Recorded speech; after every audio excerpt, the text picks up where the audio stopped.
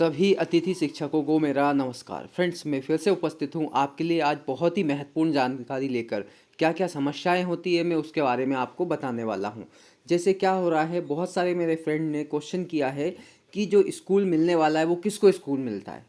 मतलब जैसे कि पिछली बार क्या है, कुछ लोगों को, एक दो लोगों को स्कूल मिला है, लगभग जो मेरे संपर्क में हैं उनको, है ना, बहुत कम, ना के बराबर, है ना। एक दो लोग मिले तो इसलिए बोलते हैं, क्वेश्चन भी किए जाते हैं कि ऐसा क्या है, किसको स्कूल मिलता है, कितने नंबरों पे मिलता है। तो मैं आज आपको पूरी समस्या का निवारण करने वाला हूँ।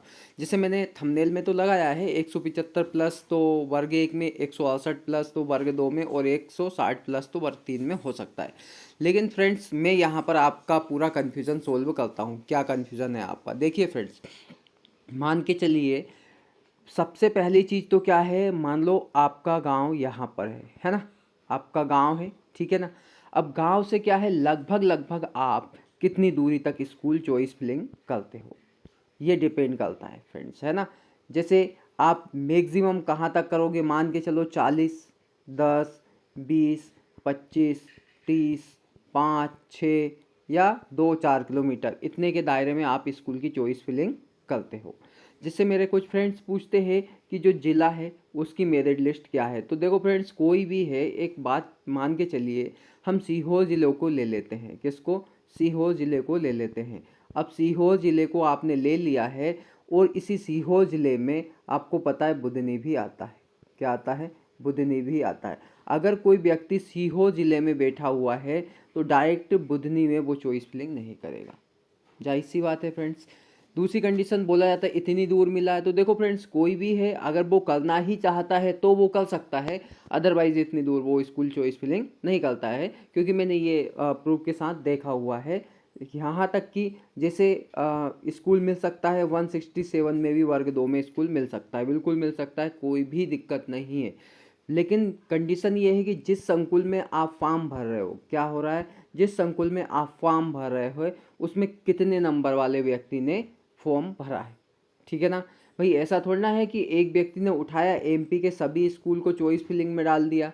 ऐसा क्या कोई करता है? नहीं किया है। बहुत ना के बराबर जो बिल्कुल करना ही चाहते हैं वो एमपी के सभी स्कूल उठाकर डाल देते हैं। तो भाई अब एमपी के सभी स्कूल के लिए तो उस व्यक्ति को वहाँ जाकर रहना पड़ेगा, है ना फ्रेंड्स। तो इतने ज़्यादा वो भी नहीं होता है कि आप चले गए, पता चले यहाँ से आप लास्ट में हरदा में चले गए सीहोर से, तो इतनी दूर तो कोई जाएगा नहीं, क्योंकि अप डाउन लगभग, क्योंकि परमानेंट तो जॉब है नहीं, है ना।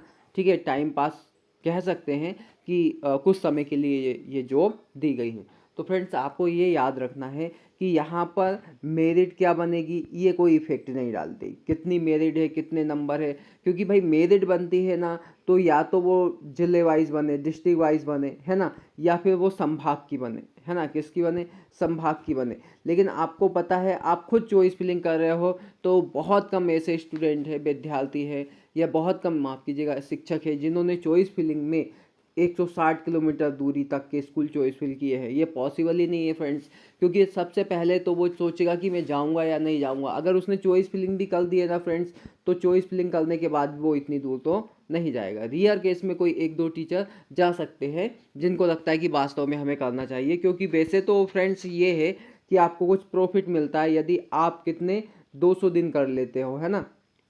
200 दिन और 3 ईयर कर लेते हो तो आपको स्कूल डेफिनेटली, मतलब आपको जो परमानेंट जॉब है उसमें 50% आरक्षण मिल जाता है, अदरवाइज समस्या होती है। तो ये आपको याद रखना है फ्रेंड्स, डेफिनेटली आपको स्कूल मिल जाता है, कुछ भी कर लीजिए आप। क्योंकि आप जितने ज़्यादा स्कूल भरोगे आपको मिलने की कंडीशन ज़्यादा होगी। और आप बार बार ये ना सोचे कि, जैसे कुछ फ्रेंड्स के कमेंट ये भी आए हैं कि जिनको इस स्कूल मिला है ना, उनकी लिस्ट हमें बताइए। जो लिस्ट है उसको बताना है जिनको स्कूल मिला है। तो फ्रेंड्स, जिनको स्कूल मिला है उनकी लिस्ट आप कैसे बताओगे? लिस्ट मैंने आपको बताया ना, जिसे मैंने बोला, अभी मैंने देखा है 192 पर भी सिलेक्शन हुआ है वर्ग 1 में। किस पर? वर्ग 1 में 192 पर, वर्ग 2 में 167 पर भी सिलेक्शन हुआ है। तो फ्रेंड्स, आप ये कैसे सिलेक्शन हुआ होगा? ये सीधे सिलेक्शन का रीज़न है कि उन्होंने जिस संकुल में फॉर्म भरा था वहाँ पर डेफिनेटली उतने, उससे ज़्यादा नंबर वाले ने फॉर्म नहीं भरा था। एक बात और फ्रेंड्स, कभी कभी क्या होता है, जब हम एक स्कूल में वर्ग 1 और वर्ग 2, वर्ग 3 तीनों में डाल देते हैं, तो क्या करता है जो DPI के थ्रू क्या होता है, उनमें से देखा जाता है क्या कितने नंबर है, उसके हिसाब से आपको स्कूल मिलता है कभी कभी। और एक और बात फ्रेंड्स, मैंने ये भी देखा है अगर आपके पास D.Ed B.Ed नहीं है, तो जैसे मैंने अभी फर्स्ट राउंड की चॉइस फिलिंग की थी एक फ्रेंड्स की, तो उसमें मैंने देखा है कि उनके पास D.Ed B.Ed नहीं है तो कम नंबर है।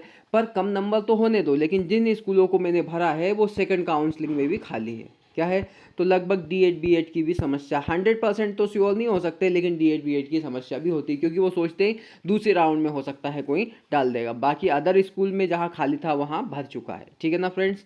तो फ्रेंड्स वीडियो कैसी लगी है, अगर वीडियो पसंद आई है तो वीडियो को लाइक करें, शेयर करें और मेरे चैनल को सब्सक्राइब करें। Thanks for watching friends.